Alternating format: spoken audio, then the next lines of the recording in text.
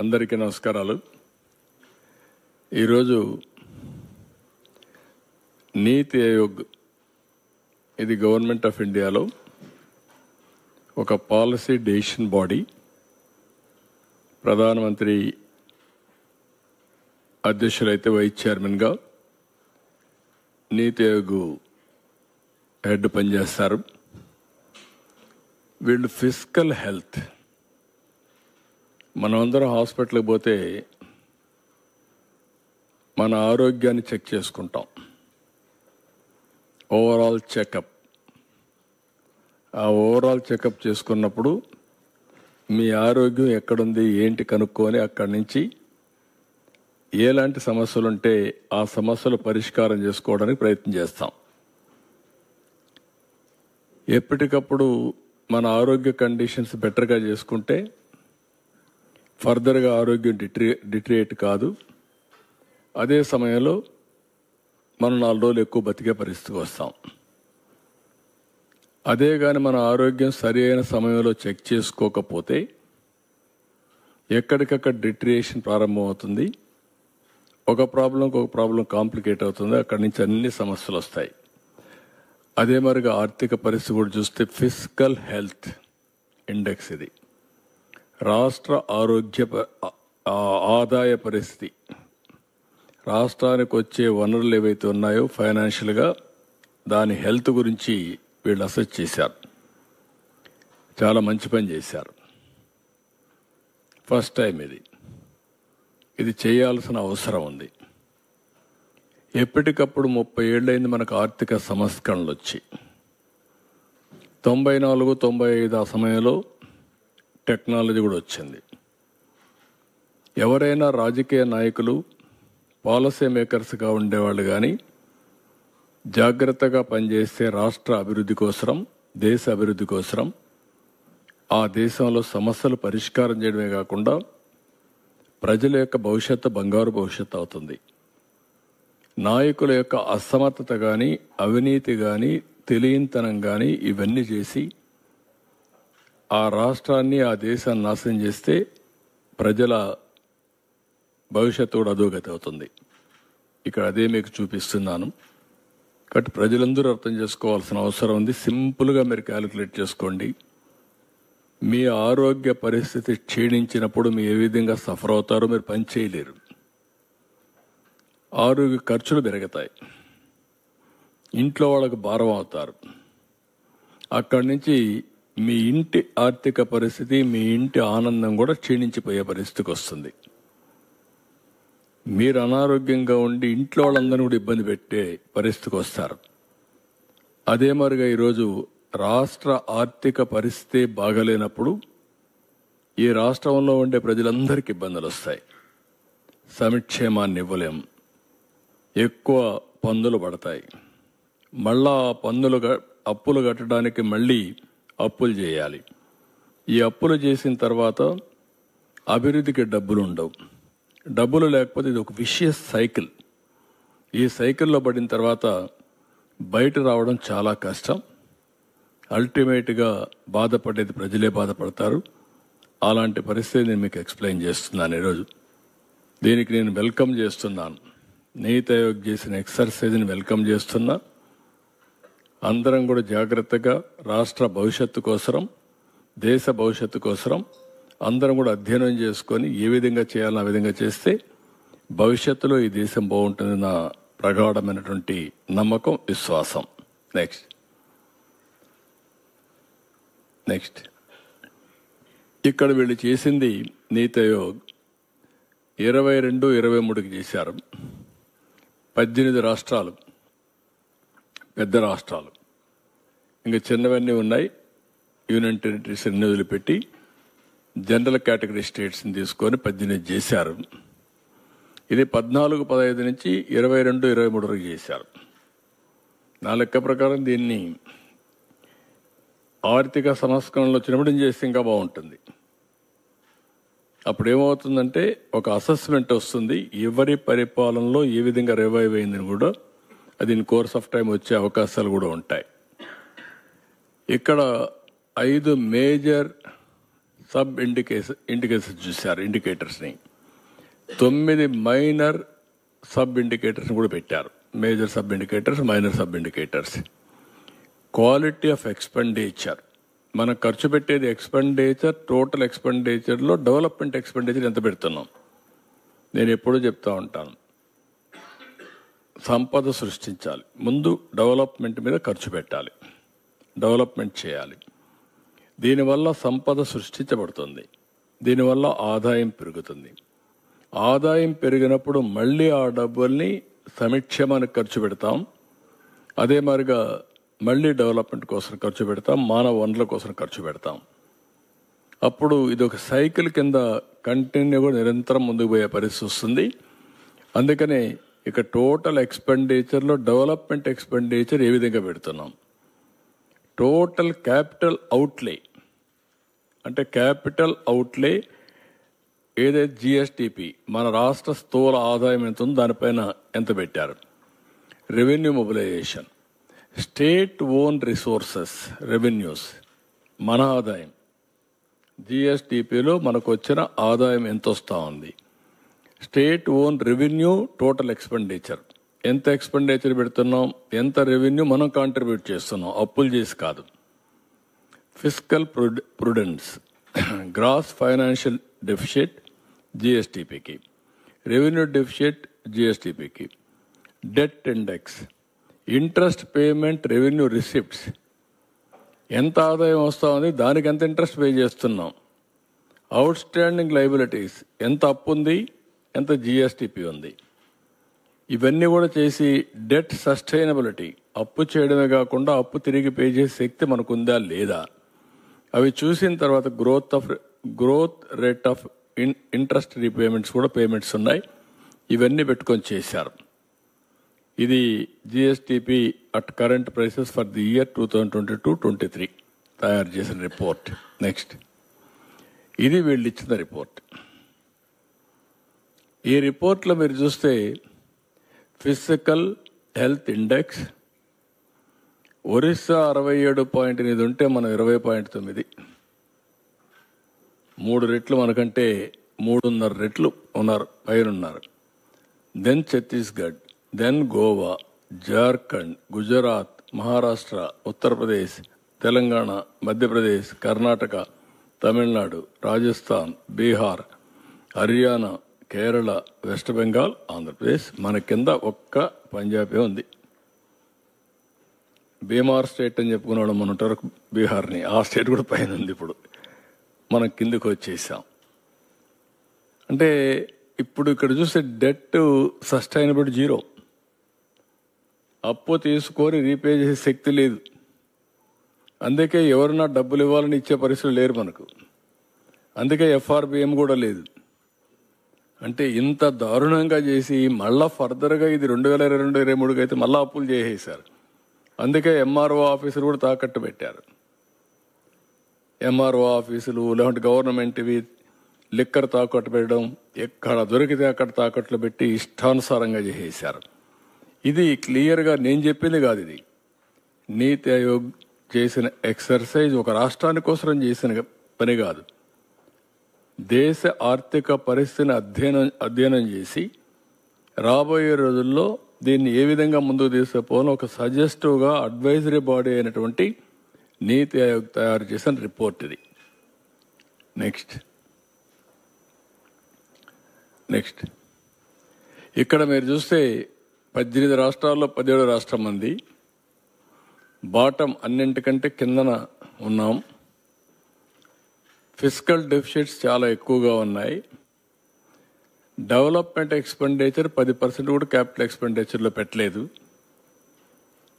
ఇది scenario. Then next, ఇక్కడ మీరు చూసినప్పుడు 18-19 క్యాపిటల్ ఎక్స్పెండిచర్ బాగా తగ్గిపోయింది. Social services and economic services సెక్టర్లో 84.3%, 60.1% రెస్పెక్టివ్లీ అనే క్యూములేటివ్ బేసిస్లో ఉండాలి. 18లో ఉంది. అలాంటిది ఇక్కడికి వస్తే పూర్తిగా 18 84.3% తగ్గిపోయింది. దిస్ సోషల్ సర్వీసెస్లో. ఎకనామిక్ సర్వీసెస్లో 60.1% తగ్గిపోయింది. ఇక్కడికి వచ్చినప్పుడు ఇన్ ఫిగర్స్లో చూస్తే సోషల్ సర్వీసెస్ 2,369 కోట్లు, ఇది 360 కోట్లు. ఎకనామిక్ సర్వీసెస్ 16,691, 6,684, మొత్తం 19,061 పెడితే 7,044. ఇది కూడా ఆ రోజు బడ్జెట్. 14-19 లో బడ్జెట్. 19-24 ఎక్కువ బారోయింగ్స్, ఆదాయం పెరగడం, బడ్జెట్ ఫిగర్స్ పెరగడం అన్నీ వస్తుంది. దాంట్లో కూడా తగ్గి పెట్టారు. ఇక డెవలప్మెంట్ ఎక్స్పెండిచర్ అంటే social and economic services. Economic సర్వీస్లో agriculture, irrigation, industries, energy, transport, rural development ఇవన్నీ వస్తాయి. సోషల్ సర్వీస్లో social security, social security, welfare, education, health care ఇవన్నీ వస్తాయి. అంటే అందులో కూడా క్యాపిటల్ ఎక్స్పెండిచర్ పెడతాం. హెల్త్లో హాస్పిటల్స్ కడతాం, ఎడ్యుకేషన్లో స్కూల్ బిల్డింగ్స్ కడతాం, వెల్ఫేర్లో వచ్చే కొందికి సోషల్ వెల్ఫేర్ హాస్టల్స్ కడతాం. ఇలాంటి వేరియస్ దాంట్లో కూడా ఎక్స్పెండిచర్ పెట్టలేదు. నేను ఎంతో పని గిరిజనులు పెట్టాను, ఎస్సీలకు పెట్టాను అని మాట్లాడే ప్రభుత్వం ఏ మాత్రం కూడా ఒక్క రూపాయి కూడా పెట్టకుండా వచ్చిన డబ్బుల్ని ఏం చేశారో దిక్కు తెలియకుండా ఖర్చు పెట్టి మొత్తం విధ్వంసం చేసే పరిస్థితికి వచ్చారు. ఆ విషయం నేను పదే చెప్పాను. ఇప్పుడు అదే విషయమే నీతి ఆయోగ్ కూడా కన్ఫర్మ్ చేశారు. నెక్స్ట్, ఇక్కడ మీరు చూస్తే share of capital expenditure to total expenditure and borrowings. ఇది మనం చూసినప్పుడు మొత్తం budget estimates under capital expenditure చూస్తే 3.5%. capex was 3.5% of the total expenditure. ఇక్కడ బారోయింగ్స్ 67,985 కోట్లు చేస్తే పెట్టింది 7,244 కోట్లు. 7,244 కోట్లు. ఇక్కడికి వచ్చే కొందికి టోటల్ ఎక్స్పెండిచర్ 2,25,843 కోట్లు పెడితే 7,244. మీరు గుర్తుపెట్టుకోవాల్సింది, అప్పు తెచ్చినప్పుడు దాంట్లో కనీసం కొంత డబ్బులైనా సరే 50% తిరిగి క్యాపిటల్ ఎక్స్పెండిచర్ పెట్టుంటే ఆదాయం పెరుగుతుంది. అప్పు తెచ్చి వడ్డీ కట్టి, అప్పు తెచ్చి ఇష్టానుసారంగా జల్సాలు చేస్తే ఏ విధంగా ఆదాయం పెరుగుతుంది? ఆదాయం కూడా తగ్గిపోతుంది. ఇది ఒక విషయస్ సర్కిల్ తయారయ్యే పరిస్థితి వచ్చింది. నెక్స్ట్, ఇక్కడ మీరు చూస్తే committed expenditure.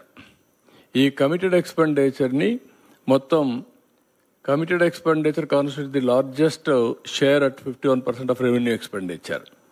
Committed expenditure includes expenditure on salaries, pension, interest payment, administrative expenditure. ఇందులో committed expenditure increased at an average annual rate of 11.6% in last 5 years. బాగా పెరిగిపోయే పరిస్థితికి వచ్చింది. Committed expenditure as a percentage of the revenue receipts increase from 57.5% in 18-19 Telugu Desam, 64.6% in 22-23. ఏం పెరిగింది ఇది? ఇక్కడికి వస్తే expenditure salaries, pensions, interest, administrative charges దుబారా విపరీతంగా ఖర్చు పెట్టి ఇష్టానుసారంగా చేశారు. దీనివల్ల ఏమైంది? రెవెన్యూ రిసోర్సెస్ అదర్ పర్పసెస్ లేకుండా పోయే పరిస్థితికి వచ్చాయి. ఇక్కడ ఈ స్లైడ్లో మీరు చూస్తే 57.5% నుంచి 18-19 64.6%.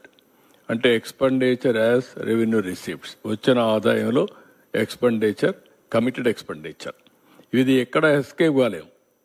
కంపల్సరీ శాలరీస్ పే చేయాలి, 1 నెల 2 నెలలు డిలే అవుతుంది, వడ్డీ పే చేయాలి, జప్తు చేస్తాలో డబ్బులు కూడా తిరిగి ఇవ్వరు. ఇవన్నీ చేసే పరిస్థితికి వచ్చారు. నెక్స్ట్ ఇక్కడికి వచ్చినప్పుడు రెవెన్యూ మొబిలైజేషన్, దానివల్ల ఏమైంది? రెవెన్యూ మీరు చూస్తే own revenue growth has come down 17.1 నుంచి 18-19లో 9.8 పడిపోయింది. దగ్గర 7.3% పడిపోయింది. అదే మరి ఇక్కడ వచ్చేకొద్దికి ratio of state own revenues to GSDP 7.1% నుంచి 6.4% తగ్గిపోయింది. ఇది ఒక 0.6%, 7% తగ్గిపోయే పరిస్థితికి వచ్చింది. ఇక్కడ మీకు క్లియర్గా 17.1 నుంచి 9.8 following growth rate of state own revenues. Next ఇక్కడ మీరు చూస్తే public debt increase at average rate of 16.5, 18-19 నుంచి 22-23 వరకు 16.5% పబ్లిక్ డెట్ పెరిగింది, అప్పులు పెరిగిపోయినాయి. ఇంకొక పక్కన ఇంట్రెస్ట్ రీపేమెంట్ 15% పెరిగింది, సిఏజిఆర్ 10% పెరిగింది. ఇక్కడ ఈ స్టేజ్లో ఇక్కడ చూస్తే మీరు ఒకటి interest payment IP, revenue receipts RR 18-19, 21-22. ఇక్కడ మీరు చూసినప్పుడు 29.8 నుంచి 29.5 తగ్గించాం. బైఫర్కేషన్ అయినప్పటి నుంచి తగ్గించుకుంటా వచ్చాం కొద్దిగా, ఎందుకంటే అప్పటికే ఇబ్బందులు ఉన్నాయి. అన్ని ఇబ్బందులున్నా ఏదో ఒకటి తగ్గించాలి, ఏదో ఒకటి చేయాలని చెప్పి డెట్ మేనేజ్మెంట్ తగ్గించుకుంటా వచ్చాం. జిఎస్టిపికి ఇక్కడికి వచ్చి 33% పెరిగింది, అంటే 3.5% డెట్ పెరిగింది జిఎస్టిపిలో. అంటే క్రైసిస్ పోవడానికి ఏమేం దారి తీసాయని ఎక్స్ప్లెయిన్ చేస్తున్నాను. కిందన వచ్చే కొందికి ఇంట్రెస్ట్ పేమెంట్, ఇది రేట్ ఆఫ్, ఇంకొక పక్కన చూస్తే రెవెన్యూ రిసీప్ట్స్, ఇది ఒకసారి చూసినప్పుడు 13.5% నుంచి 13.4% తగ్గించాను. దాన్ని కూడా 0.1% తగ్గించుకుంటూ కంట్రోల్గా వచ్చాం. ఇక్కడికి వస్తే 16.2%, అంటే దగ్గర 2.8% ఇక్కడ పెరిగింది, అక్కడ 3.5% పెరిగింది. ఈ రెండు కూడా అన్సస్టైనబుల్గా వెళ్ళిపోయే పరిస్థితికి వచ్చింది.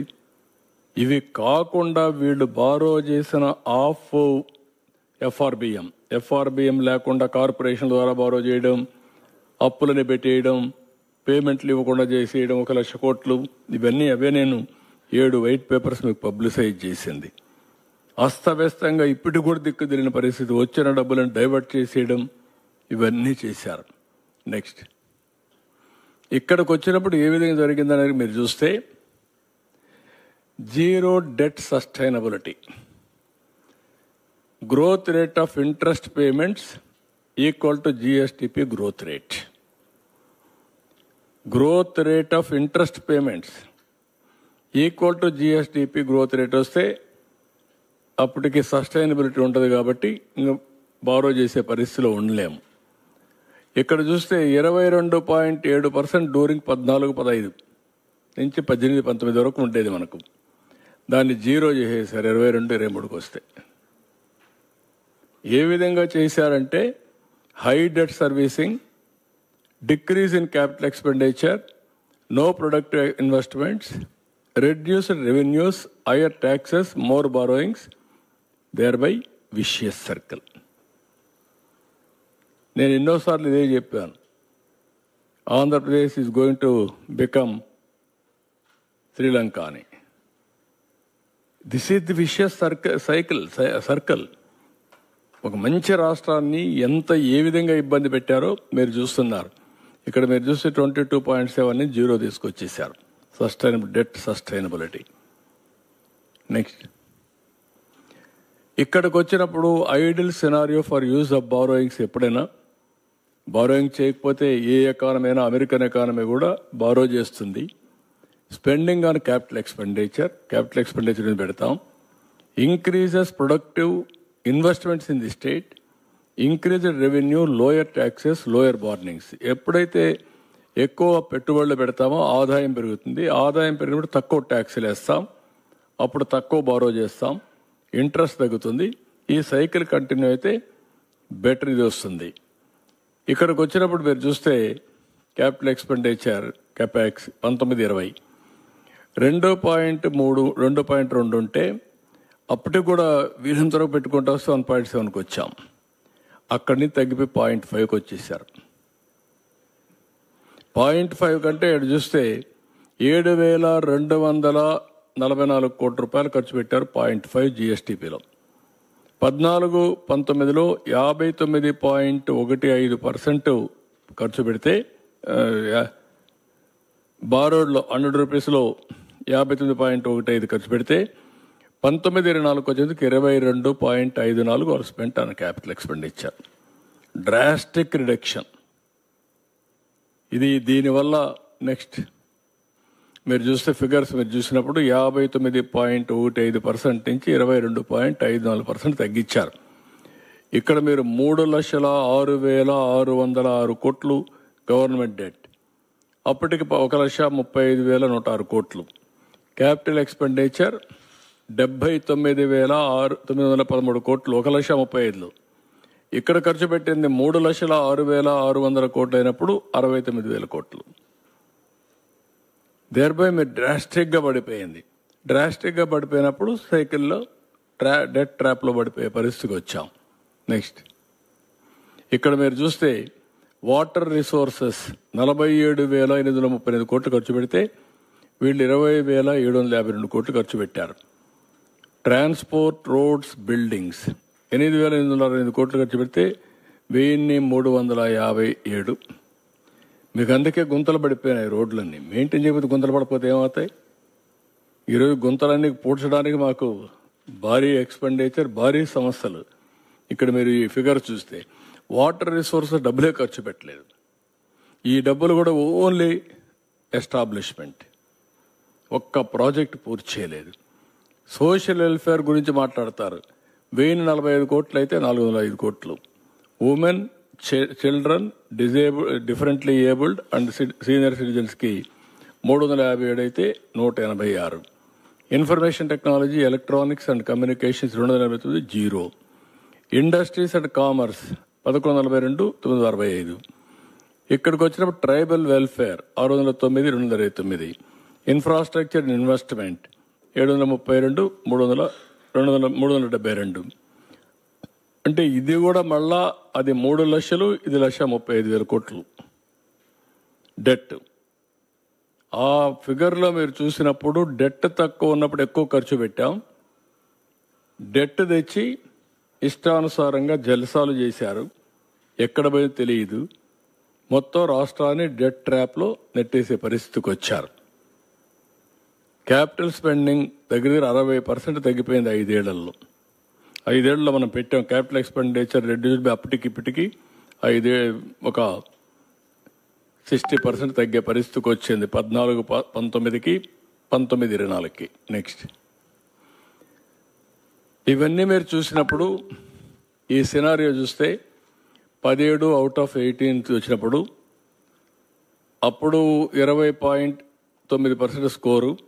ఈరోజు మనం చూస్తే క్వాలిటీ ఆఫ్ ఎక్స్పెండిచర్ 14-15 18-19కి 47.4 ఉంది. ఇప్పుడు 31.4కి వచ్చింది, 15th ర్యాంక్. రెవెన్యూ మొబిలైజేషన్ 29.7, 22.1కి వచ్చింది 16. డెట్ సస్టైనబిలిటీ 22.7, ఇప్పుడు 0, 18వ ప్లేస్. ఇది ఆ ఇండికేటర్స్లో వచ్చినటువంటి మొత్తం రిజల్ట్స్ ఇవన్నీ. దెన్ ఇక్కడ మీరు చూసినప్పుడు మనం కూడా మీకు చూపించాను. ఇవన్నీ కూడా ఆంధ్రప్రదేశ్ ఆల్ ఇండియా 13.49% ఆ రోజు గ్రో అయ్యాం. 4.45% షేర్ ఆల్ ఇండియా జీడీపీలో. ఈ ఫిగర్ కూడా మ్యానిపులేట్ చేశారు. అన్ని ఫిగర్స్ బాగున్నాయి మీరు చూడండి. 13, 15, 13, 14, 15. ఈ ఫిగర్ వీళ్ళు వచ్చారు 19లో. ఏప్రిల్లో వస్తాను ఫిగర్ అంతా మేనేజ్ చేశారు. దానికే తగ్గించారు, మ్యాక్సిమం తగ్గించారు. అక్కడ కూడా టింకర్ చేశారు. టింకర్ చేసి దాన్ని కింద తీసేపోయి ఎలా ఉంటుంది ఇంకా చాలా తక్కువ ఉండేది 19-20, దాన్ని తీసిపోయి యాడ్ చేసుకున్నారు. ఏదేమైనా this is the figure. All India లెవెల్లో 10.98 అయితే ఇక్కడ మనం 13.49 గ్రో అయ్యాం అప్పట్లో. ఇప్పుడు వచ్చే కొందికి వీళ్ళు మొత్తం ఆవరేజ్ గ్రోత్ రేట్ అంతా వస్తే 10.32కి వచ్చారు. 4.82 పెరిగింది ఆల్ ఇండియా షేర్. ఇక్కడ 9.88, 9.58 గవర్నమెంట్ ఆఫ్ ఇండియా పెరిగారు నేషనల్ లెవెల్లో. ఇప్పుడు వచ్చే 12.94 వచ్చింది. ఇది 4.96 కాంట్రిబ్యూషన్ టు జీడిపి. మొత్తం జీడిపి ఇది 9.7. ఇది in terms of $1 trillion, 0.19, 3.82 trillion US. ఇక్కడికి వచ్చినప్పుడు ఈ రేషియోలో కానీ పెరుగునుంటే నెక్స్ట్ 5 ఏళ్లలో మా ఆలోచన ఏంటంటే 15% పెంచాలని. 13.65 పైనే ఉండాలి, అది 15 పెరిగి ఉండాలి. దాన్ని 10కి తగ్గించేశారు. ఈ రేషియోలో పెరుగుంటే 7 లక్షల కోట్ల రూపాయలు జిఎస్టిపి తగ్గిపోయింది. 7 లక్షల కోట్ల రూపాయలు అయితే 76,195 కోట్ల రూపాయలు అడిషనల్ రెవెన్యూ వచ్చేది. ఆ డబ్బులు వచ్చుంటే ఆ డబ్బులు ఖర్చు పెడితే ఈ అప్పులు చేసే పని ఉండేది కాదు, ఈ క్రైసిస్ వచ్చేది కాదు, ఈ విషియస్ డెట్ ట్రాప్లో పడేవాళ్ళం కాదు. ఇది ఇంపార్టెంట్ మీ అందరికీ. అందుకే నేను ఎప్పుడు కూడా హై గ్రోత్ రేట్ అంటాను. ప్రజల్లో యాస్పిరేషన్స్ ఉన్నాయి, కోరికలు ఉన్నాయి. వాళ్ళ కోరికలు తీర్చాలంటే మనం కూడా తగిన విధంగా రెవెన్యూ పెరగాలి. రెవెన్యూ పెరగాలి అంటే అభివృద్ధి జరగాలి. అభివృద్ధి జరిగితే రెవెన్యూ పెరుగుతుంది, రెవెన్యూ పెరిగితే సంక్షేమాలు ఇస్తాం, దానిపైన మళ్ళీ అభివృద్ధి చేస్తాం. ఆ సైకిల్ కంటిన్యూ అవుతుంది. ఇది దీనివల్ల ఈ ప్రభుత్వం వచ్చిన దానివల్ల సంవత్సరానికి మీరు చూస్తే 76,000 కోట్ల రూపాయలు నష్టం వచ్చే పరిస్థితికి వచ్చింది ఆ గ్రోత్ రేట్ వల్ల. నెక్స్ట్ ఇది పర్ క్యాపిటల్ ఇన్కమ్ కూడా సేమ్ థింగ్. ఇప్పుడు మీరు చూస్తే ఆ రోజు ఈ ఫిగర్ మేనేజ్ చేసిన ఆంధ్ర తెలంగాణ రెండు పోటాపోటీని వెళ్ళాం. ఎందుకంటే మాకు ఎట్టి పరిస్థితుల్లో బైఫర్కేషన్ అయిన తర్వాత తెలంగాణకు కొన్ని అడ్వాంటేజెస్ ఉన్నాయి. హైదరాబాద్ సిటీ ఉంది, దీన్ని కూడా మనం పుష్ చేయాలి అని అగ్రికల్చర్ కానీ, ఇండస్ట్రీ కానీ, సర్వీస్ సెక్టర్ కానీ పుష్ చేశాం. దానివల్ల 13.49% పెంచాం జిఎస్టిపి. వాళ్ళు కూడా అక్కడ ఉండే అవకాశాలు ఉన్నాయి కాబట్టి 13.69 పెరిగారు. ఇది పెరిగితే ఇంకొంచెం ఎక్కువ ఉండేది, దాని కింద తీసేపారు, వేరే విషయం. ఇక్కడికి వస్తే 10.59, 12.09 బాగా డ్రాస్టిక్గా పడిపోయింది. దానివల్ల వ్యత్యాసం జిఎస్టిపి అక్కడ పెరిగింది. రెండోది పర్ క్యాపిటల్ ఇన్కమ్ పెరిగింది. రెండు కూడా మళ్ళీ ఇప్పుడు మీరు చూసినప్పుడు నెక్స్ట్ ఇక్కడ GSDP of AP in 18-19 was higher then that of Telangana by 17,000 crores. However by 23-24కి వచ్చే కొందికి బాగా 62,000 కోట్లకి తగ్గిపోయే పరిస్థితికి వచ్చింది. 17,000 కోట్లు అయ్యరుండి 62,000 కోట్లు తగ్గే కొందికి పర్ క్యాపిటల్ ఇన్కమ్ డ్రాస్టిక్గా తగ్గిపోయే పరిస్థితికి వచ్చింది. Next page. ఇక్కడ మీరు చూసినట్టు పర్ క్యాపిటల్ ఇన్కంలో 1,93,903 విభజన అప్పుడు 1,24,104. ఇక్కడికి వచ్చినప్పుడు 1,54,031, 2,09,848. ఈరోజు మీరు చూస్తే 2,42,479, ఇది 3,56,564. అంటే మీరు ఇండికేషన్ ఏంటి, 55,817 రూపాయలు డిఫరెన్స్ని డబుల్ అయిపోయింది. ఇప్పుడు 1,14,085 అయింది 23-24. అంటే ఏ విధంగా వ్యత్యాసం పెరిగిపోయింది అనడానికి ఇది ఒక ఉదాహరణ. ఏ విధంగా వెనకబడిపోతున్నాం అనేదానికి ఒక ఉదాహరణ. స్పెండింగ్ కెపాసిటీ తగ్గింది, అప్పులు పెరిగాయి, మొత్తం ప్రజల ఆదాయం పెరిగింది, పర్చేసింగ్ కెపాసిటీ తగ్గిపోయే పరిస్థితికి వచ్చింది. వేరియస్ విషయ సర్కిల్లో రాష్ట్రం దెబ్బతినే పరిస్థితికి వచ్చింది. నెక్స్ట్ ఇది సదర్న్ స్టేట్స్ ఒక కంపారిజన్ చూపించాం. మీకు మొన్న కూడా చెప్పాను, ఇది పెద్దగా అవసరం ఉండదు. నెక్స్ట్ ఇక్కడికి వచ్చినప్పుడు రివైవల్ కింద రాష్ట్రాన్ని మళ్ళీ ఫిస్కల్ హెల్త్ ఇండెక్స్ ఇంప్రూవ్ చేయడానికి ఏమేం చేయాలని ఆలోచిస్తున్నాం. దీని మీద ఎన్హాన్సింగ్ క్యాపిటల్ ఎక్స్పెండిచర్ పెంచడం, కమిటెడ్ స్పెండింగ్ చేయడం, దీని మీద రెవెన్యూ సోర్స్ అన్ని కూడా ఏ విధంగా చేయాలనో diversifying revenue sources for a greater resilience తీసుకురావడం, ఎన్ఫోర్ స్ట్రిక్ట్ ఫిజికల్ డిసిప్లిన్ తీసుకురావడం, ఇవన్నీ కూడా శ్రద్ధ పెట్టాం. We're working in that. ఇక్కడికి వచ్చినప్పుడు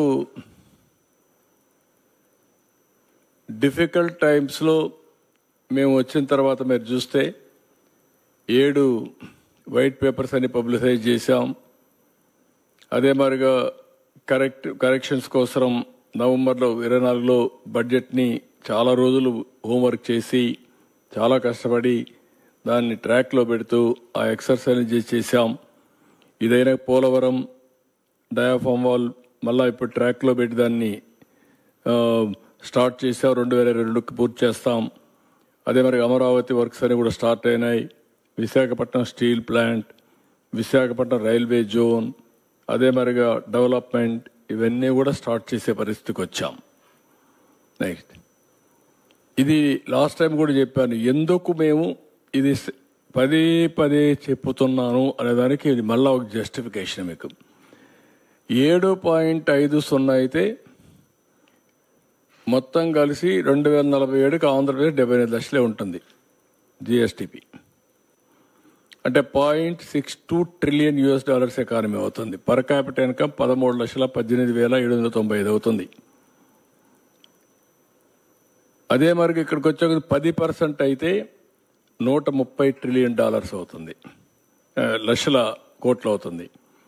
అదే జిఎస్టిపి ఒక $1.03 ట్రిలియన్ దీన్ని తీసేస్తే ఇక్కడికి వస్తే 21,86,000 పర్ క్యాపిటల్ అవుతుంది. 12.5 అయితే 214 లక్షల జిఎస్టిపి అవుతుంది. ఇక్కడికి వస్తే 35,85,000 పర్ క్యాపిటల్ ఇన్కమ్ వస్తుంది. 15% అయితే 347 లక్షల కోట్లు జిఎస్టిపి వస్తుంది. 58 లక్షల రూపాయలు పర్ క్యాపిటల్ వస్తుంది. This is where you have to think. ఇక్కడ డబల్ అయితే 4.4 టైమ్స్ జిఎస్టిపి పెరుగుతుంది, పర్ క్యాపిటల్ పెరుగుతుంది. దీనికి కావాల్సినటువంటి దీని మీద ఆదాయం పెరుగుతుంది, అప్పులు తగ్గుతాయి. ఇంకొక పక్కన సంక్షేమ కార్యక్రమాలు, ఎంపవర్మెంట్కి డబ్బులు వస్తాయి. ఇది పెరగకపోతే ఇక్కడే ఉంటే ఇక్కడే ఉంటాం. వీళ్ళు చేసినటువంటి అప్పులు చేసిన దానికి వడ్డీ కూడా కట్టలేం. ఆంధ్రప్రదేశ్ రాష్ట్రానికి ఎట్టి పరిస్థితిలో 15+ గ్రోత్ ఉంటే తప్ప మనం సర్వైవ్ అయ్యే పరిస్థితి, ప్రజలకు యాస్పిరేషన్స్ కూడా ఫుల్ఫిల్ చేసే పరిస్థితిలో ఉండం. అదే తెలుగుదేశం ప్రభుత్వం, ఎన్డీఏ ప్రభుత్వం దాన్ని గ్యారప్ చేస్తున్నాం. అందుకే 12.94 గ్రో అయ్యాం. నెక్స్ట్ ఇయర్ నుంచి 15% పైన గ్రో కావాలి. అదే మా ఫైనాన్స్ మినిస్టర్కి, ఫైనాన్స్ సెక్రటరీకి వీళ్ళకి కూడా చెప్తున్నా. దానికి ప్రణాళికలు తయారు చేసుకుంటున్నాం. We're working on that. Next ఇక్కడ మేము చెప్పిన సూపర్ 6లో ఎన్టీఆర్ భరోసా ఎక్కడా ఇవ్వని విధంగా 3,000 నుంచి 4,000 చేశాం. 2,800 కోట్లు నెలకిస్తున్నాం. 33,000 కోట్ల రూపాయలు సంవత్సరానికి పేదవాళ్లకు 64 లక్షల కుటుంబాలకు డబ్బులు ఇచ్చే పరిస్థితికి వచ్చాం. 100% సాటిస్ఫాక్షన్ చూస్తున్నాం. డెలివరీ మెకానిజం చూస్తున్నాం. ఎక్కడా ఇబ్బంది లేకుండా చేస్తున్నాం. దీపం 2 ఇది కూడా రిలీజ్ చేశాం.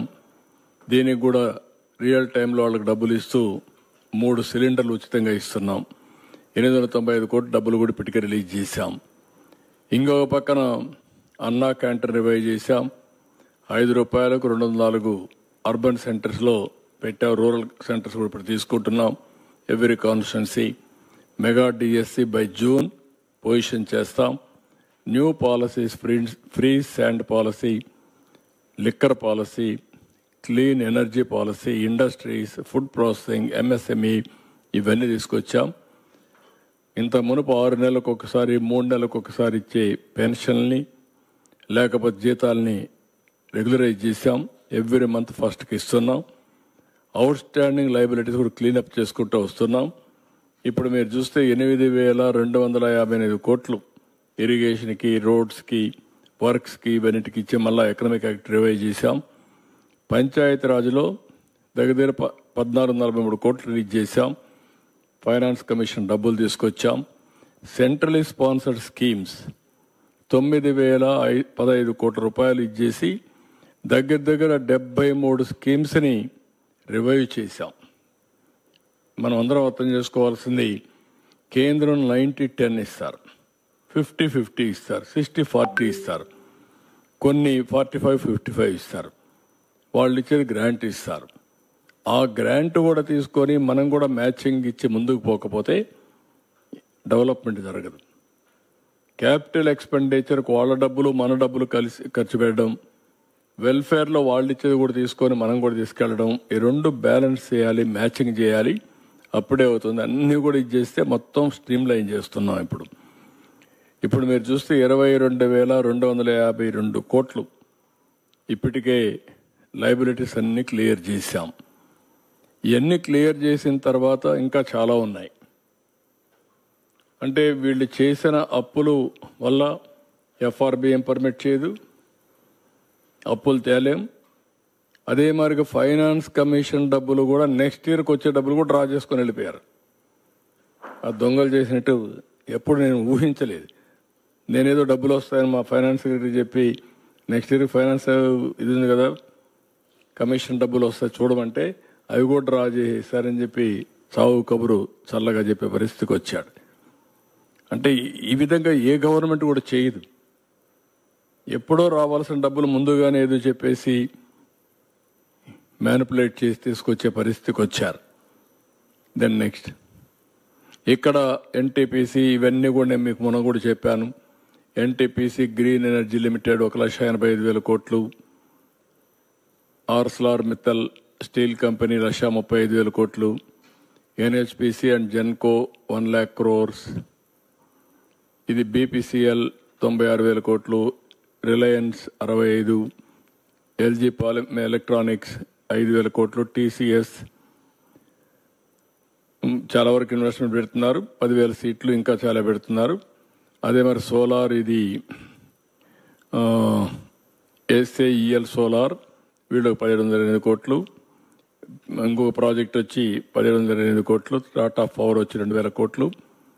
నెక్స్ట్ గ్రీన్కో 16,500, అస్తా green energy ventures 8,240, Ecoren 4,435, Ecoren 3,100, Hero Future 2,000, clean renewal energy 2,000, Tata power renewal energy 2,000, action టెస్సా, ఇవన్నీ కలిపితే 6,300,569 కోట్లు, 6.5 lakh crores as on today. ఒక అవగాహనకు వచ్చాం. ఇంకా దీనివల్ల 4,10,000 ఉద్యోగాలు వస్తాయి. మేము అనుకున్న ప్రకారం ఇంకా గూగుల్ కానీ, అదే మరిగా గ్రీన్ ఎనర్జీ కానీ, అదర్ ఇన్వెస్ట్మెంట్స్ వచ్చే పరిస్థితి ఉంది. అవన్నీ వస్తే ఒక 10 లక్షల కోట్ల వరకు మనం గ్రౌండ్ చేసే పరిస్థితి తొందరలోనే వస్తుంది. అది చేసి ఒక 6-7 లక్షల ఉద్యోగాలు వస్తాయి. ఇవి కాకుండా ఎంప్లాయ్మెంట్ కోసం మేము చెప్పిన 20 లక్షల ఉద్యోగాల కోసం వీఆర్ వర్కింగ్ ఆన్ దాట్. ఇక్కడికి వచ్చినప్పుడు నెక్స్ట్ నేను చాలాసార్లు ప్రజలందరికీ ఒకటే చెప్పాను, మేము ఊహించిన దానికంటే ఎక్కువ డ్యామేజ్ జరిగింది రాష్ట్రానికి. మా దగ్గర లెక్కలు లేవు. ఆ రోజు మేము బయట పేపర్లో వచ్చేటివి, మాకుండే అవగాహన, వీళ్ళు చేసే వ్యవహారాలు, ఆ రోజు కూడా ఎక్కడ ఇన్ఫర్మేషన్ కూడా రాకుండా, జీవోలు కూడా ఏవి ఆన్లైన్లో పెట్టకుండా, కోర్టు చెప్పినా కూడా ఇవ్వకపోతే మేము ఎప్పటికప్పుడు అనలైజ్ చేసి ఒక ప్రజల్ని ఎడ్యుకేట్ చేశాం. మాకంటే ప్రజల్లో ఇంకా డెప్త్కి వెళ్ళారు. అంటే వాళ్ళ యొక్క ఇంట్యూషన్ పనిచేసింది. అందుకే 93% స్ట్రైక్ రేట్ ఇచ్చారు. ప్రజలు డెస్పరేట్గా ఉన్నారు. ఈ గవర్నమెంట్ వల్ల పూర్తిగా నష్టపోయామని పూర్తిగా నమ్మి విశ్వాసం పెట్టించారు. మేము వచ్చిన తర్వాత డిగ్ చేస్తూ ఉంటే మొత్తం డిపార్ట్మెంట్స్ అన్ని అనలైజ్ చేస్తే ఊహించనటువంటి నష్టం జరిగింది రాష్ట్రానికి. నేను ఆ రోజు చెప్పినదంతా ఈరోజు నీతి ఆయోగ్ కూడా కన్ఫర్మ్ చేసే పరిస్థితికి వచ్చారు. ఏవైతే 7 వైట్ పేపర్స్ పబ్లిసైజ్ చేసి ఎడ్యుకేట్ చేశామో అది వాళ్ళు కూడా కన్ఫర్మ్ చేసే పరిస్థితికి వచ్చారు. కడాన మీరు చూస్తే బీహార్ స్టేట్ అనుకునే బీహార్ కూడా మనకంటే ముందుండే పరిస్థితికి వచ్చింది. వాళ్ళకంటే వెనకాలన్నాం. ఈ పరిస్థితిలో ఏ విధంగా అప్పులు వస్తాయో కూడా ప్రజలు ఆలోచించాల్సిన అవసరం ఉంది. కానీ అస్తవ్యస్తమైన వ్యవస్థలన్నీ కూడా ఒక్కొక్కటే గట్టెక్కిచ్చాం, ఘాట్లో పెట్టాం. అయితే వెంటిలేటర్ పైన ఉండే రాష్ట్రాన్ని వెంటిలేటర్ తీసాం, కానీ ఇంకా పరిగెత్తించే పరిస్థితి రాలా. అన్ని వ్యవస్థలు కూడా చిన్న భిన్నం అయిపోయినాయి, ఒక్కొక్కటే పెట్టుకుంటూ వస్తున్నాం. నేను ముందు కూడా చెప్పాను, అభివృద్ధి చేయాలి. అభివృద్ధి చేస్తే సంపద సృష్టించబడుతుంది. సంపద సృష్టిస్తే ఆదాయం పెరుగుతుంది. ఆదాయం పెరిగితే ఆ డబ్బుల్ని మళ్ళీ సంక్షేమానికి అభివృద్ధికి ఖర్చు పెట్టే పరిస్థితి వస్తుంది. ఎప్పుడైతే ఎక్కువ గ్రోత్ రేట్ మనం సాధించగలిగితే రెవెన్యూ కూడా ఎక్కువ వస్తుంది. ఎంత రెవెన్యూ ఎక్కువ వస్తే దానివల్ల మన దగ్గర డబ్బులు కొంతవరకు ఆదాయం పెరుగుతుంది. ఆ ఆదాయాన్ని మళ్ళీ సంక్షేమానికి ఖర్చు పెడతాం. అప్పులు తగ్గించుకునే అవకాశం వస్తుంది. ఇంకొక పక్కన వడ్డీ కూడా తగ్గే పరిస్థితి వస్తుంది. ఈరోజు మీరు చూస్తే అప్పు ఇవ్వని పరిస్థితి వచ్చింది. ఇష్టానుసారంగా వడ్డీ లెఫ్ట్ అండ్ రైట్ పెంచేశారు. ఎప్పుడు కూడా ఒక వ్యక్తి దివాలా తీస్తున్నాడంటే రిస్క్ ఫ్యాక్టర్ ఉంటుంది. ఆ రిస్క్ ఫ్యాక్టరీతో వడ్డీ కూడా పెంచేస్తారు. అందుకే 4 రూపాయలు వడ్డీ అంటారు, 5 రూపాయలు వడ్డీ అంటారు. అమారిగా వీడు కూడా అమారీ చేసే పరిస్థితికి వచ్చారు. ఇప్పుడంతా కూడా డెట్ రీషెడ్యూలింగ్కి వెళ్తున్నారు. రీషెడ్యూలింగ్ మనం మొత్తం మళ్ళా కట్టేసి రీపే చేసి ఆ ఇంట్రెస్ట్ తగ్గించుకొని మళ్ళీ ఏ విధంగా చేయాలనో క్లీనప్ చేయాలనుకుంటున్నాం. మారిటోరియం కూడా అడుగుతున్నాం. డెట్ స్వాపింగ్ అనలేం, కానీ రీషెడ్యూలింగ్ ఇది. నీకు స్వాపింగ్ ఎక్కడే సార్ డెట్ వాళ్ళు. కాబట్టి మెథడాలజీ ఏమైనా గవర్నమెంట్ ఆఫ్ ఇండియాతో మాట్లాడి అన్ని బ్యాంక్స్తో మాట్లాడి అవన్నీ చేస్తున్నాం. ఇవన్నీ చేసి దీన్ని రాబోయే రోజుల్లో నేను చెప్పిన ఫిలాసఫీ ప్రకారం మోర్ మనీ ఉంటే మోర్ క్యాపిటల్ ఎక్స్పెండిచర్ పెడతాం, మోర్ గ్రోత్ రేట్ వస్తుంది, మోర్ రెవెన్యూ వస్తుంది, సస్టైనబిలిటీ వస్తుంది. ఆ సస్టైనబిలిటీ వస్తేనే ప్రజలకు ఎంపవర్మెంట్ జరుగుతుంది. మేము చెప్పిన సూపర్ 6 ఇస్తాం, ఇంకా బెటర్గా ఇస్తాం, P4 తీసుకొస్తాం. ఇలాంటివన్నీ చేసి మళ్ళీ డెవలప్మెంట్, వెల్ఫేర్ రెండు కూడా బ్యాలెన్స్ చేసుకుంటూ పర్ క్యాపిటల్ ఇన్కమ్ పెంచితే బెటర్ లివింగ్ స్టాండర్డ్స్ వస్తాయి. ఆదాయం పెరగాలి. సంవత్సరం తలసరి ఆదాయం పెరగాలి, తలసరి ఖర్చు తగ్గాలి. మీరు చూస్తే ఇప్పుడు నేను చూపించలేదు కానీ ఒక స్లైడ్లో తలసరి ఆదాయం తగ్గింది, తలసరి అప్పు పెరిగింది. పర్ క్యాపిటల్ ఇన్కమ్ తగ్గిపోయి పర్ క్యాపిటల్ డెట్ పెరిగిందంటే అది వీళ్ళు వేసినటువంటి భారం. దీనికోసమే నేను ప్రజలందరినీ కోరుతున్నా. కొంతమందికి కొన్ని ఆలోచనలు ఉన్నాయి, ఏంటి ఇంకా అయిపోలేదని. నేను ఎన్నోసార్లు చెప్పాను, 3 సార్లు ముఖ్యమంత్రిగా చూశాను, కానీ 3 సార్లు లేని ఇబ్బంది ఈసారి చూస్తున్నాను. విశ్వ ప్రయత్నాలు చేస్తున్నాను. అన్ని విధాల ఎంత పుష్ చేయాలంత పుష్ చేస్తున్నాం. కానీ ఇప్పటికి కూడా ఇంకా పూర్తిగా కంట్రోల్లోకి తెచ్చే పరిస్థితి రాలేదు. తీసుకొచ్చి దీన్ని మళ్ళీ ఘాట్లో పెట్టి ఏదైతే ప్రజలందరికీ ఒకటే కొంచెం లేట్ అవుతుంది. ఎందుకంటే మనకు ఆ ఫ్లెక్సిబిలిటీ లేదు. గవర్నమెంట్ ఆఫ్ ఇండియా కూడా ఆదుకోబడ్డారు కాబట్టి కొంతవరకు మనం వెసులుబాటు వచ్చింది. వాళ్ళు కూడా ఆదుకోకపోతే అమరావతి స్టార్ట్ అయ్యేది కాదు, పోలవరం స్టార్ట్ అయ్యేది కాదు, విశాఖపట్నం స్టీల్ ప్లాంట్ వచ్చేది రివైవ్ అయ్యేది కాదు. లేకపోతే కొంతవరకు వాళ్ళు ఇచ్చినటువంటి డబ్బులన్నీ తీసుకొచ్చి ఈ అప్పులన్నీ ఇదన్నీ కూడా మళ్ళా స్కీమ్స్ అన్ని రివైవ్ చేసి మనం ముందుకు పోతున్నాం.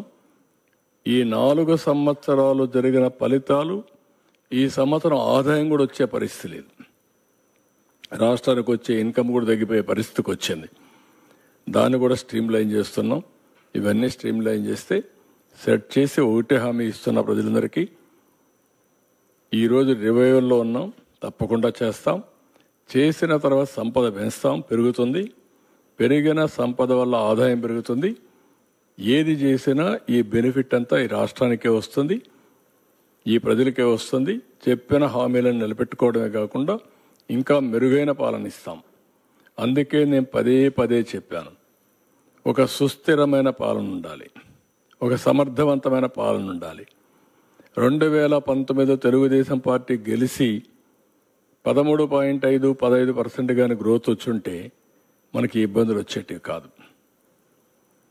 ఆ రోజు నిర్ణయం రాష్ట్రానికి ఇబ్బంది కలిగించే పరిస్థితి వచ్చేది. ఏది ఏమైనా నేను ఇవన్నీ పదే పదే ఎందుకు చెప్తున్నానంటే, రోజు రోజుకి నేను ఏదైతే ఆ రోజు చెప్పానో అవన్నీ అందరూ కన్ఫర్మ్ చేసే పరిస్థితికి వచ్చారు. నేను ఢిల్లీకి పోయినప్పుడు కూడా మీకు ఎన్నేళ్ళు పడుతుంది, మీరు రికవర్ అవుతారా, మీరు బయటపడతారా, ఏమంటే ఈ రాష్ట్రం ఏమవుతుంది అని అడిగే పరిస్థితికి వచ్చారు. కాబట్టి ఇవన్నీ కూడా మీ ద్వారా రాష్ట్ర ప్రజలందరికీ విజ్ఞప్తి చేస్తున్నా. ఇది అందరూ అర్థం చేసుకోవాల్సింది, మనం హాస్పిటల్ పోయినప్పుడు సర్ప్రైజ్గా మనం పోయేసి ఆరోగ్యాన్ని ఒకసారి మెడికల్ చెకప్ ఓవరాల్గా చేసుకుంటే, ఇలాంటివి ఏవి ఒక పేషెంట్గా ఉన్న వ్యక్తి హాస్పిటల్కి పోతే ఒకసారి మనం హాస్పిటల్కి పోతాం, ఇమ్మీడియట్గా స్టంట్ వేయాలంటారు, లేదంటే ఇమ్మీడియట్గా మేజర్ ఆపరేషన్ చేయాలంటారు. ఆ పరిస్థితికి వచ్చాం మనం ఇక్కడ. That is where we're. దీన్ని రివైవ్ చేస్తాం, స్ట్రీమ్ లైన్ చేస్తాం. సార్, ఇక్కడ డెప్ట్ సర్వీస్ గురించి, డెప్ట్ గురించి మాట్లాడినప్పుడు ఇందాక మీరు చెప్పిన దాంట్లో 3 lakhs సంథింగ్ ఉంది సార్. నేను ఫిగర్స్ కరెక్ట్గా రాసుకోలేదు. అవి కేవలం గవర్నమెంట్ బారోవింగ్స్ అయినా, గవర్నమెంట్ కార్పొరేషన్స్ ఉన్నాయి కదా, అవి క్యాలిక్యులేట్ చేయలేదా? ఎట్లా అది ఆ కంక్లూజన్ ఎట్లా వచ్చింది చెప్పగలరా? అవి కూడా ఉన్నాయి. అవి కూడా ఇది వీళ్ళు లెక్కేసింది గవర్నమెంట్ బారోయింగ్స్ అవన్నీ ఇచ్చారు, నీతి ఆయోగ్ చేసింది.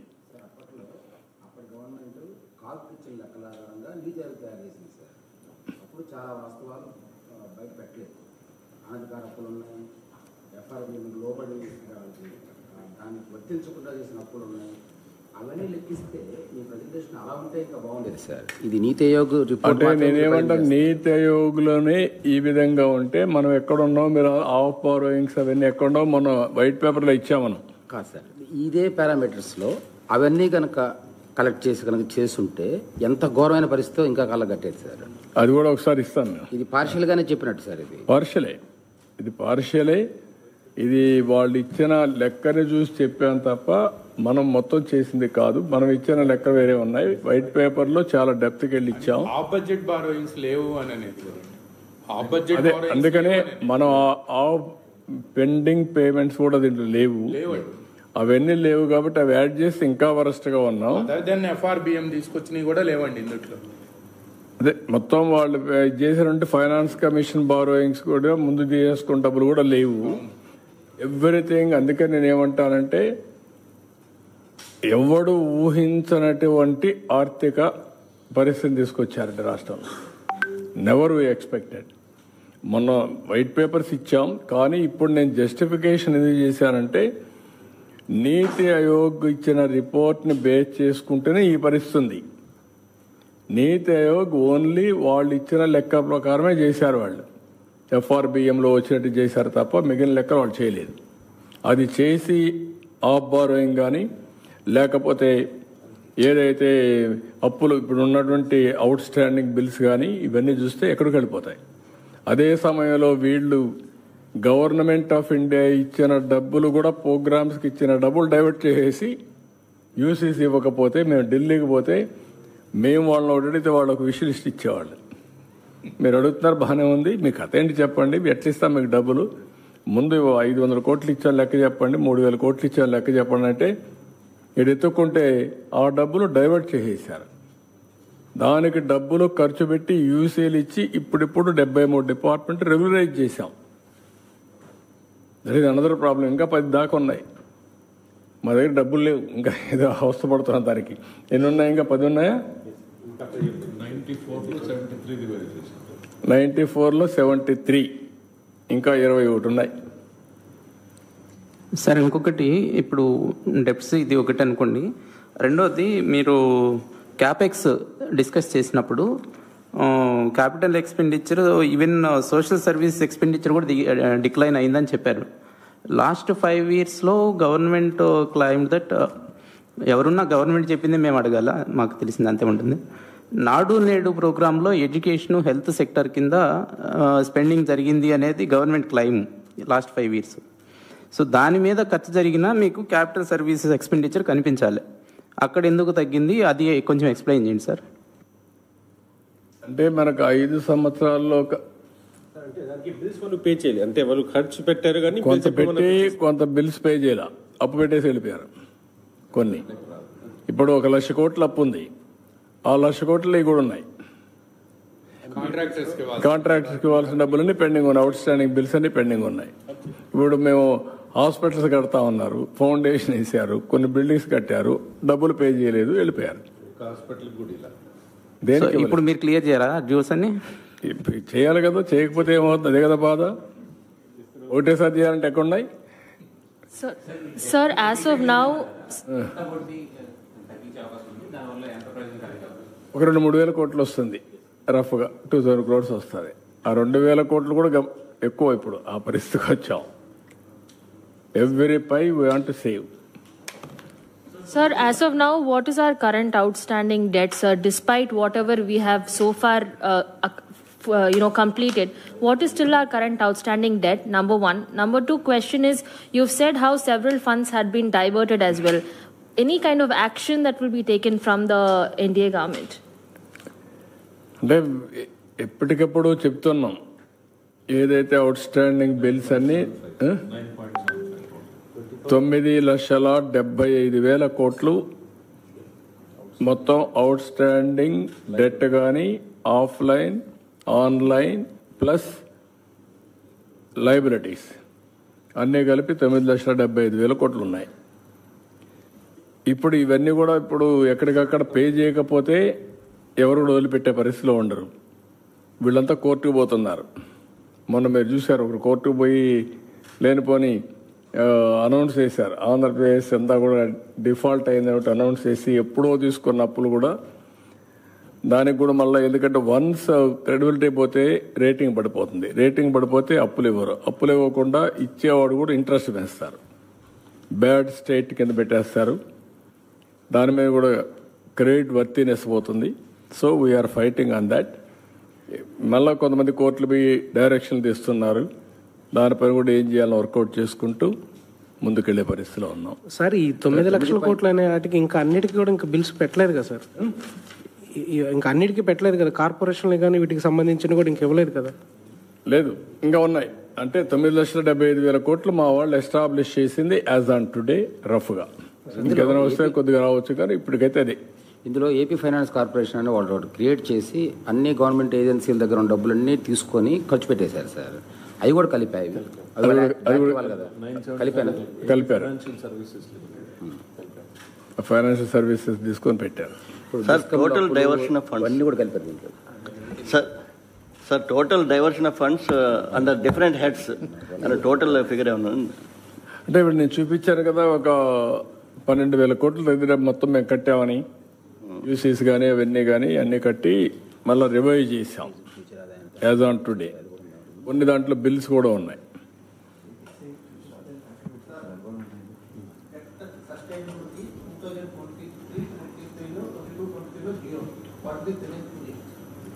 ప్రజెంట్ కూడా జీరోనే, ఇంకా దాన్ని రివైవ్ చేయాలి ఇప్పుడు. అందుకనే ఫ్లెక్సిబిలిటీ లేకుండా చేశారని చెప్పాను కదా. సార్ ఏ పారామీటర్ అంటే దానికి ఏమేమి పారామీటర్స్ చూస్తున్నారు జీరో అనే కంక్లూజన్ కి రావడానికి? నాకు చెప్పా కదా, ఒక లాస్ట్ స్లైడ్కి వెళ్ళు, అక్కడ ఎంత అయితే మనం ఇంట్రెస్ట్ పేమెంట్ చేస్తామో రెవెన్యూ ఈక్వల్ అయితే చూపించే. బ్యాక్ వెళ్ళు, ఆ స్లైడ్ లో back back interest payment increases more then ఇంకా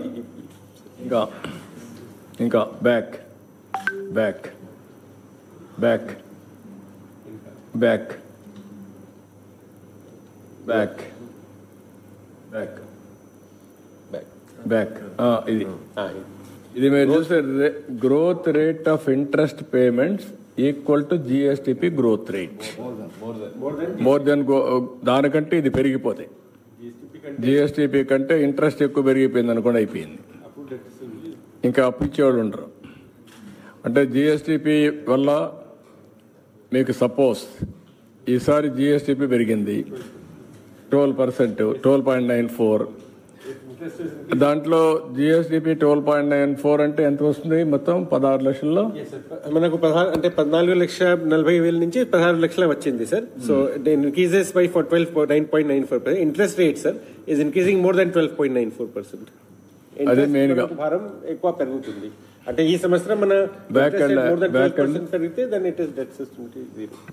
ఇంకా బ్యాక్ ఎక్కడ ఉందో ఇది ఇక్కడ చూపిస్తామనుకున్నా.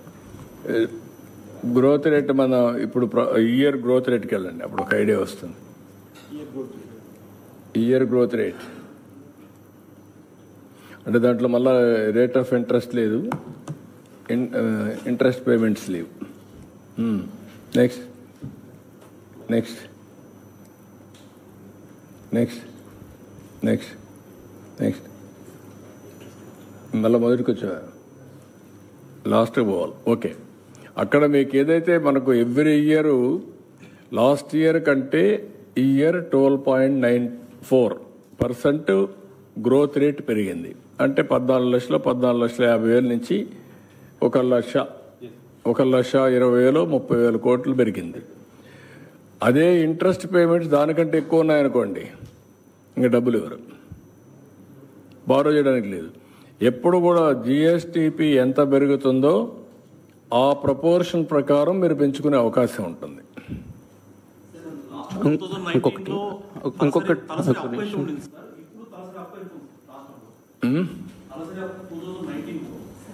ఒక స్లైడ్ ఉంది, ఆ స్లైడ్ ఉందా? He is asking about per capital డెప్ట్ ఉంది, అది కూడా ఉంది. ఒక స్లైడ్ ఉంది కానీ ఇక్కడ ఉందో లేదో తెలియదు నాకు, మా వాళ్ళు చేశారు. ఇంకెన్ని నేను పెట్టుకోవాలి, మీతో పెట్టుకోవాలా, ప్రజలకు పెట్టుకోవాలా, ఇంటలెక్చువల్ పెట్టుకోవాలా, ఎప్పటికప్పుడు ఎడ్యుకేట్ చేయాలా. తలసరి అప్పు ఉంది, తలసరి ఆదాయం కూడా ఉంది. అప్పే సార్ ఇంకొకటి జిహెచ్డిపి గ్రోత్ రేట్ సార్ ఇక్కడ సాంబశివరావు జిహెచ్డిపి గ్రోత్ రేట్ చూసినప్పుడు 19, 20, 21 ఫైనాన్షియల్ ఇయర్స్లో 5% కనిపించింది ఇప్పుడు స్లైడ్లో. ఆ తర్వాత సమ్వేర్ 15 కనిపించింది 2 years. ఆ తర్వాత మళ్ళీ డౌన్ అయింది. అవుట్ ఆఫ్ 5 years 2 years నుంచి చాలా వరకు కోవిడ్ ప్రాబ్లమ్స్ అనేది క్లెయిమ్ చేసింది, అన్ని గవర్నమెంట్లు క్లెయిమ్ చేసినప్పుడు. దాని ఇంపాక్ట్ ఉన్నప్పటికీ 13% అది someone can you show that slide sir?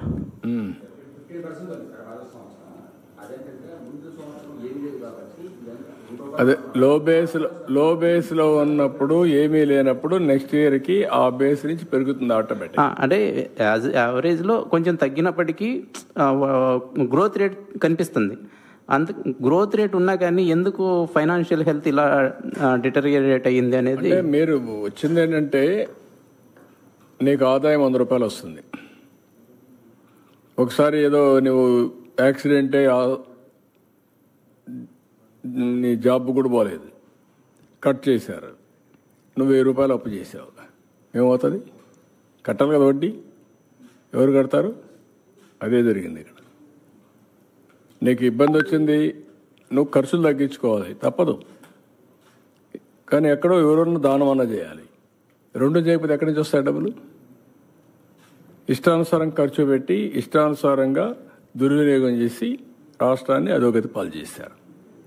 అందుకే మీరు చూపించింది నేను ఏ విధంగా ఎక్స్పెండిచర్ గ్రాడ్యువల్గా క్యాపిటల్ ఎక్స్పెండిచర్ తగ్గింది, ఆదాయం తగ్గిపోయింది, ఖర్చులు మాత్రం పెరిగాయి, అప్పులు పెరిగాయి, డెట్ సస్టైనబిలిటీ జీరోకి వచ్చేసాం. జలసాలు చేసేటప్పుడు ఊర్లో కొంతమంది తిరుగుతూ ఉంటారు, మోసం చేసి డబ్బులు తెస్తూ ఉంటారు. అవన్నీ వాళ్ళు తెలుసుకునే కొద్దికి లేట్ అవుతుంది. తెలుసుకుంటే డబ్బులు ఇచ్చేది మానేస్తారు. అప్పుడు ఇటు బండారం బయటపడుతుంది, ఐపీకి వెళ్తాడు. కోవిడ్ సంవత్సరంలో ఒక వింత ఉంది సార్. దాంట్లో national wide minus growth rate ఉంది, తెలంగాణ కూడా మైనస్ ఉంది, కానీ ఏపీలో మాత్రం 5% గ్రోత్ రేట్ చూపించారు, 4.+. అంటే నేను అక్కడ చూపించిన దాంట్లో ఇక్కడ ఇది పర్ క్యాపిటల్ ఇన్కమ్ చూడండి. అక్కడ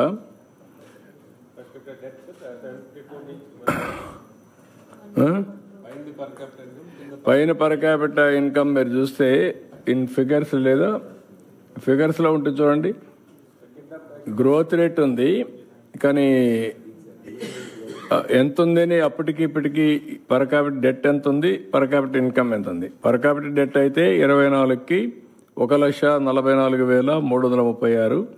పర్ క్యాపిటల్ ఇన్కమ్ వచ్చి 2,34,40,000 ఉంది. That is where we're now. ఇంకా మీరు చెప్పింది కరోనా టైంలో national wide minus growth rate ఉంది సార్, తెలంగాణ కూడా మైనస్ ఉంది, ఏపీలో మాత్రం 4.5 గ్రోత్ రేట్ ఉంది సార్.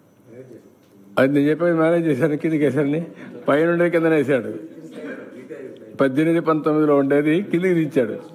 అదే ఇచ్చిన ఫిగర్స్ కాబట్టి ఎక్కడ లేదు, మన దగ్గర గ్రోత్ ఉంది. అందుకే నేను ఆ స్లైడ్ చూపించాను. గ్రోత్ రేట్ చూపించండి ఒకసారి.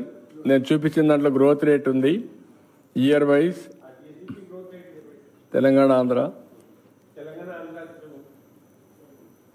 ఆంధ్ర కూడా ఉంది. వెళ్ళు ఇంకా నెక్స్ట్ నెక్స్ట్ నెక్స్ట్. ఒక్క నిమిషం. 13.07, 15.10, 13.47, 14.86. ఇక్కడికి వచ్చేది 18-19 వచ్చేకొందికి 11.14. ఇక్కడ 20-21 5.7, 19-20 5.97. ఆ 2 సంవత్సరాలు మ్యానిపులేట్ చేశారు పైది. తెలంగాణ మైనస్ 0.74. ఎస్, అందరిది అక్కడ చేశారు. అక్కడ కూడా -1.020. ఇక్కడ నుంచి మెయిన్స్ పెట్టి కింద నుంచి ఆ ఫిగర్స్ మీరు మాకు పంపండి అని చెప్పి తెప్పించారు. ఇక్కడ నుంచి కొంతవరకు వాళ్ళు కూడా వెరిఫై చేస్తారు, కానీ కరోనా సమయంలో వెరిఫై చేయలేదు సార్. ఓవరాల్గా నీతి ఆయోగ్ రిపోర్ట్ కావచ్చు, ఇప్పుడు మీరు చెప్పిన మొత్తం చూస్తే వైజాగ్ స్టీల్ ప్లాంట్కి మనం ఏ విధంగా రివైవ్ ప్యాకేజ్ అడిగామో, ఆంధ్రప్రదేశ్ ఆర్థిక పరిస్థితిని గురించి కూడా రివైవ్ ప్యాకేజ్ అనుకోరే అవకాశం ఉందా సార్?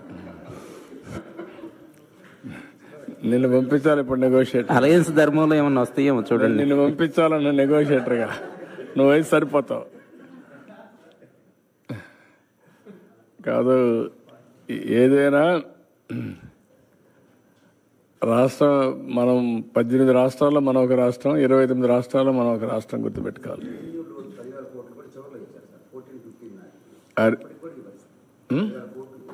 అది కూడా వచ్చింది, అది వచ్చింది. రెవెన్యూ లోటు వచ్చింది, ఫైనాన్స్ కమిషన్ డబ్బులు వచ్చాయి. ఎక్కడ దొరికింది అక్కడ పూర్తి చేశారు. అదే ఆ 10,000 వచ్చింది, 15,000 లాగారు. ఎంత ఇదండి 15,000 రెవెన్యూ డెఫిసిట్. ఇదే కాదు, finance commission grant sir. 2 years the మనకు లగేసింది మొత్తం కలిపి ఆ 5 years పీరియడ్ లో సార్ 39,000 crore ఉంటాయి సార్. అదే 3 years లోనే తీసుకున్నారు. 2 years కి చివరికి మన ఈ పీరియడ్ లేకుండా ముందు ఫస్ట్ 3 లో 23 తీసుకున్నారు. అది కాకుండా రెవెన్యూ డెఫిసిట్ ఫర్ 2015 సార్, ఆ ఇయర్ కి 12,000 crore ఎక్స్ట్రా తీసుకున్నారు. సో మొత్తం కలిపి అంటే వాళ్ళు ప్యాకేజ్ ఇచ్చినప్పుడు వాళ్ళు అంటే ఫైనాన్స్ కమిషన్ ఒక ప్యాకేజ్ 5 years కి ఇచ్చినప్పుడు ఇయర్ వారీగా కొంత ఇస్తారు, టేపర్ చేసి తీసుకొస్తారు. సో టేపరింగ్ లో అంటే లాస్ట్ కి మనకి హెల్త్ పారామీటర్, ఫిజికల్ పారామీటర్ అడిగేసి మాకు ఇబ్బందులు ఉన్నాయని చెప్పి మేనేజ్ చేశారు. చెప్పే కదా ఎన్ని చేయాలో అన్ని చేశారు సార్. 2019-24లో సుమారు 2,75,000 కోట్ల రూపాయలు వెల్ఫేర్ స్కీమ్స్కి ఖర్చు పెట్టామని చెప్పారు సార్. దాని మీద ఏమైనా ఆడిట్ ఏమైనా జరిగిందా సార్? ఎందుకంటే దాంట్లో 1,000 కోట్ల రూపాయలు అక్రమాలు జరిగినాయని చెప్పేసి. ఇప్పుడు ఇంటింటికి చేయాలన్నా కష్టం కదా, అవన్నీ ఎక్కడ పోయినాయో ఎక్కడికి వచ్చాయో అవన్నీ చేయాలి. వాళ్ళ వెరిఫికేషన్ చేయాలన్నా మనం మన పనులు చేయాలన్నా 2 ఉన్నాయి. చూద్దాం, అది కూడా మీరు చెప్పిన ప్రాబ్లమ్స్ కూడా ఉన్నాయి. ఇప్పుడు అందుకనే కొన్ని డీబీటీ అన్నారు, ఆ డీబీటీ అకౌంట్ల నెంబర్లు కూడా సరిగా లేవు. ఇప్పుడు ఏదైతే ఎన్పిసిఐ అకౌంట్ కూడా లేవు మా దగ్గర. మొన్న చూసాం 10% ఇక్కడ రాకపోతే ఫ్లడ్స్లో పంపిస్తే నాకు 3-4 టైమ్స్ పట్టింది. ఇప్పుడు ఎన్పిసిఐ అకౌంట్స్ అన్నీ అప్డేట్ చేస్తున్నాం. నేషనల్ పేమెంట్ గేట్వే కింద మొత్తం వచ్చినట్టన్నీ కూడా కార్పొరేషన్ ఆఫ్ ఇండియాది మొత్తం అందరి అకౌంట్లు ఒక 10 రూపాయలు వేసి వాళ్ళ అకౌంట్లో వాళ్ళ నెంబర్లను అప్డేట్ చేస్తున్నా. సో దట్ ఎప్పుడన్నా అర్జెంటుగా పంపించడానికి. సార్ పొలిటికల్ గా ఒక question అడగొచ్చా? You have compared the state finances to be on a ventilator. Not only that, you've also said it's looking like a situation like Sri Lanka. Immediately, what are the kind of measures that the government can bring up to stabilize? మేము అప్పుడు చెప్పాం శ్రీలంకతో పోటీ పడుతున్నారని చెప్పాం. ఇప్పుడు చూస్తే నీతి ఆయోగ్ పంజాబ్ కంటే పైన ఉన్నాం, బీహార్ కంటే కింద ఉన్నాం. నేను చెప్పింది వాస్తవాన్ని ఎస్టాబ్లిష్ అయింది. Now we have to revive. నేను అని చెప్పి మొత్తం వదిలేసామనుకోండి, పబ్లిక్ కూడా హెల్ప్లెస్ అవుతారు కదా. I cannot leave at that stage. I have to fight. ఏ విధంగా చేయాలి? అందుకనే మీరు చూస్తే ఇప్పుడు వచ్చిన తర్వాత 3-4 ప్రోగ్రాంలు వెల్ఫేర్ చేశాం. సూపర్ 6లో మిగిలాటి కూడా చేయాలి. దానికి కూడా డేట్స్ ఇచ్చాం. అవి కూడా వర్కౌట్ చేస్తున్నాం. అవి కూడా చేస్తాం. ఏ విధంగా తీసుకెళ్లాలో తీసుకెళ్ళి మళ్ళా దీన్ని గట్టెక్కించి రాష్ట్రాన్ని గాడిలో పెడతాం. Will do it. అందుకే మమ్మల్ని నమ్మారు. 93% స్ట్రైక్ రేట్ ఇచ్చారంటే ఒక నమ్మకం, ఒక విశ్వాసం, ఒక ట్రస్ట్. ఆ ట్రస్ట్ని బ్రీచ్ చేస్తే కరెక్ట్ కాదు. వాళ్ళ మారిగా బాధ్యత రాహిత్యంగా పనిచేయలేం, అట్లని చెప్పి ఇచ్చలవిడిగా చేయలేం. నేను అందుకనే ప్రజల్ని కాన్ఫిడెన్స్ తీసుకుంటున్నాను. I want to place everything before public. Time to time ఇస్తాను, నేను అన్నీ చేస్తాను. చేసిన తర్వాత ఏది కూడా సంపద సృష్టించినా, ఆదాయాన్ని పెంచినా ఆదాయం ఎవరికి చెందుతుంది? It is a public. What all I create wealth, it is a public property. అందుకనే ఇవన్నీ చేసి వాళ్ళకు కూడా గవర్నమెంట్లో డబ్బులు సంపద సృష్టించడమే కాదు, రైట్ టైంలో వాళ్ళకు కూడా వెసులుబాటు రావాలి. లేదు నేను సంపద సృష్టిస్తున్నాను తర్వాత ఇస్తాను, మీరు మాత్రం సఫర్ కండి అంటే సఫర్ అవ్వడానికి సిద్ధంగా లేరు. ఒక మిస్ గవర్నెన్స్, ఒక కరప్ట్ గవర్నెన్స్ చేసినప్పుడు దాన్ని కరెక్ట్ చేసి మళ్ళీ నేను ఏ విధంగా ట్రాక్లో పెట్టడమే కాకుండా వాళ్ళ ఇబ్బందులు కూడా అధిగమించే విధంగా I have to plan it. నేను మొత్తం క్యాపిటల్ ఎక్స్పెండిచర్గా పెడతా, అప్పటి వరకు మీరు వెయిట్ చేయండి, నేనేం మీకు ఇవ్వనంటే that is not fair. That nobody will. వాళ్ళు కూడా సఫర్ అయ్యేదానికి కరెక్ట్ కాదు. మాకు ఓట్లేసింది సఫర్ కావడానికి కాదు, మాకు ఓట్లేసింది రివైవ్ చేస్తామన్న నమ్మకం కోసం. అదే మరి ఆదుకుంటామని, ఆదుకునే బాధ్యత మా పైన ఉంది. డెఫినెట్గా ఎవ్రీ మినిట్ ఐఎమ్ థింకింగ్. అయితే వాస్తవాలు కూడా ప్రజలకు చెప్పకపోతే ఇంకా నేను రాలేదే, లేకపోతే చేసేయలేకపోతున్నాడు, డబ్బులున్నాయి ఎందుకు చేయలేదు, నేను చేస్తా అన్నాడు కదా, నమ్ముకున్నాం కదా అనే ఫీలింగ్కి వస్తున్నారు. అది కూడా చెప్పాలి. ఇప్పుడు గవర్నమెంట్ ఆఫ్ ఇండియా ఇచ్చారు ఒక 15,000 కోట్లు, వరల్డ్ బ్యాంక్ నుంచి అమరావతికి ఇచ్చారు. ఒక 12,150 కోట్లు పోలవరానికి ఇచ్చారు. ఒక 11,114 కోట్లు రివైవల్కి ఇచ్చారు. సరే మిగిలిన కొన్ని మేము ఈ వర్క్స్ అన్ని మీద పెట్టడానికి కొంత శాఖ కింద కొంత ఫండ్స్ ఇచ్చారు. కానీ ఆ డబ్బులు నేను వెల్ఫేర్కి ఇవ్వలేకపోతున్నాను. కనీసం అక్కడ పెడితే రివైవ్ అయితే, డెవలప్మెంట్ అయితే నాకు ఆదాయం పెరుగుతుంది. ఆదాయం పెరిగితే ఇస్తాం. ఇంకొంచెం ఫ్లెక్సిబిలిటీ కోసం ఆలోచిస్తున్నాం. ఎక్కడ ఫ్లెక్సిబిలిటీ వస్తే అక్కడ అవసరమైతే బారో చేసైనా సరే I want to give my commitments. తల్లికి వందనం కానీ, లేకపోతే రైతులకు ఇవ్వాల్సిన రైతు భరోసా కానీ I want to give it. ఏది రైతు అయినా అవస్థపడాలి, గవర్నమెంట్ అయినా అవస్థపడాలి. నాకు ఫ్లెక్సిబిలిటీ ఉంటే నేను అవస్థ తీసుకోవడానికి సిద్ధంగా ఉన్నా. I will give it. ఆ ప్రయత్నంలోనే అనునిత్యం ఉన్నాం. మా డిపార్ట్మెంట్కి అదే చెప్పాం. They are also doing same exercise. ఒక్క నిమిషం కూడా వెయిట్ చేయాలి నాకు ఫ్లెక్సిబిలిటీ ఉంటే. ఇప్పుడే దాని మీద కూడా ప్లాన్ చేసుకున్నాం, వర్కౌట్ చేస్తున్నాం. I will come out. మీకెందుకంటే ఇవన్నీ కూడా మీరు ప్రజలకు తెలియజేయాల్సిన బాధ్యత మనందరికీ మీద ఉంది. It is only. అందుకే నేను చాలాసార్లు చెప్పాను, ఒక పబ్లిక్ పాలసీ, ఒక ప్రభుత్వాన్ని ఎన్నుకుంటారు. ప్రభుత్వం ఒక పబ్లిక్ పాలసీ ద్వారా ప్రజల జీవితాలను మారుస్తారు. ఇప్పుడు మీరు ఇక్కడ ఫిగర్స్ చూశారు. ఐటీకి ప్రాధాన్యత ఇచ్చాం, ఇన్ఫ్రాస్ట్రక్చర్కి ప్రాధాన్యత ఇచ్చాం. ఈరోజు తెలంగాణ రాష్ట్రం హైయెస్ట్ పర్ క్యాపిటల్ ఇన్కమ్ ఉంది బికాస్ ఆఫ్ దట్ పాలసీస్. ఈరోజు మేము తీసుకునే పాలసీస్ కూడా లాస్ట్ టైం 48,000 కోట్ల రూపాయలు ఖర్చు పెట్టాం. ఏది ఇరిగేషన్ ఇక్కడ మాత్రం నీరు చెట్లో పెట్టాం, నరేగాలో పెట్టాం. 68,000 70,000 కోట్లు ఖర్చు పెట్టాం. దానివల్ల గ్రౌండ్ వాటర్ రీఛార్జ్ అయ్యింది. ఈ సంవత్సరం మీరు చూస్తే 65% యాజ్ ఆన్ టుడే రిజర్వాయర్లో వాటర్ ఉండే పరిస్థితికి వచ్చింది. 35% మనం వాడే పరిస్థితికి వచ్చాం యాజ్ ఆన్ టుడే. అది పెద్ద సంపద. నెక్స్ట్ ఇయర్కు జూన్లోనే పంటకు నీళ్ళు ఇస్తాం. రాయలసీమలో ఏది కూడా హార్టికల్చర్కి ఇబ్బంది లేకుండా నీళ్ళు ఇస్తాం. It is a continuous process. ఇవన్నీ ఈ విధంగా వెల్త్ క్రియేట్ చేయడానికి మనం ఖర్చు పెట్టే డబ్బులు కూడా ఉపయోగపడాలి. రెండు బ్యాలెన్స్ కావాలి. పబ్లిక్ పాలసీ వల్ల ఈరోజు గవర్నమెంట్ ఆఫ్ ఇండియా కూడా మీరు చూస్తున్నారు, ఎవరైనా సరే ఒక మంచి పబ్లిక్ పాలసీ తీసుకొని ఆ పబ్లిక్ పాలసీ ద్వారా సమర్థవంతంగా అమలు చేయాలి. మళ్ళీ నేను బాగానే డబ్బులు ఖర్చు పెట్టాం, దోచేసాం, రిజల్ట్స్ రాలేదు, అవుట్కమ్ లేదంటే మళ్ళీ కుదరదు. It is a continuous process. That is wear జీవితాలను కొన్ని గవర్నమెంట్స్ మనం ఉన్నాయి. ఈరోజు చైనా ఉంది, 78లో వాళ్ళు ఎకనామిక్ రిఫార్మ్స్ తీసుకొచ్చారు. చైనాతో సమానంగా వెళ్ళిపోయారు. మీరు ఒక ఇది పెట్టుకోవాలి, 78లో చైనా ఎకనామిక్ రిఫార్మ్స్ ఇచ్చారు. అరౌండ్ 80s ఆ ప్రాంతంలో అనుకుంటాను రెండు. రష్యా పొలిటికల్ రిఫార్మ్స్ తీసుకొచ్చారు. That is also a public policy, this is also a public policy. China super power అయింది, రష్యా ఎక్కడికో వెళ్ళిపోయింది. వై? అప్పట్లో Russia is more powerful than China, equal to USA USSR. Russia versus to America. ఇప్పుడు Russia versus to China. ఏంటి ఆ difference? ఒక public policy. ఆ public policy ఏంటి? వీళ్ళది ఎకనామిక్ రిఫార్మ్స్, వాళ్ళది పొలిటికల్ రిఫార్మ్స్. కంట్రీ డివైడ్ అయిపోయింది.